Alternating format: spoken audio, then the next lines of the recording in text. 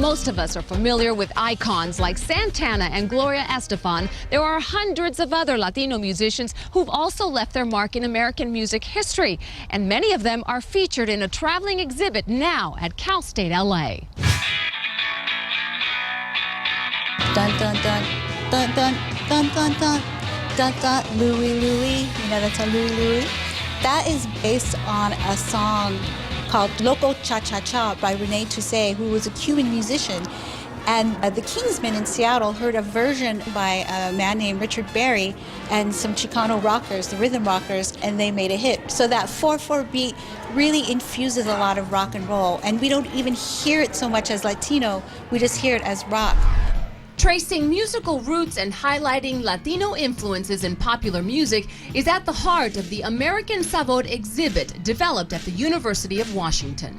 We had an opportunity in Seattle to work with the Experience Music Project Museum to create an exhibition that looked at the different types of Latino music in the United States. So we looked at music from California, from Los Angeles, Mexican American, and also Caribbean, so Puerto Rican, Cuban. With the support of the Smithsonian Institution in Washington, D.C., the exhibition will be traveling to many of the cities recognized as Latino music hubs.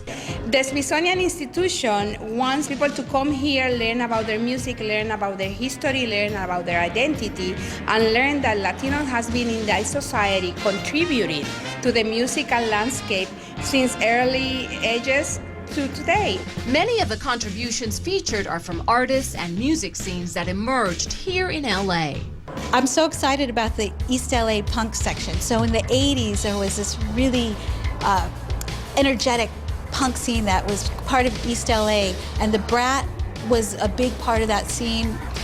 Los Illegals, which messed up Spanish and English in the best punk rock way. We wanted to include some of the popular artists for today's generation, including groups like Also Motley and the Black Eyed Peas, Rage Against the Machine, who started in community cultural centers in Los Angeles. And now they are megastars. One Latino music scene in LA may have even influenced one of the most legendary bands of all time. In the 1960s, there's an amazing renaissance of music, of young people from East Los Angeles and Boyle Heights that create the sound that's all their own, and it's now known as the East Side Sound. You know, the Beatles were listening to them, and there's actually a photograph we have of Paul McCartney with Frankie Garcia from Cannibal and the Headhunters.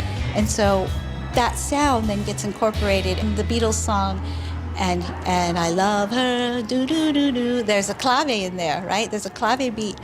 Knowing your history gets you a sense of power and esteem, and so many of our young people don't know that we have this rich history. They're often given messages that they don't belong, or that they've just arrived, or that we're new Americans.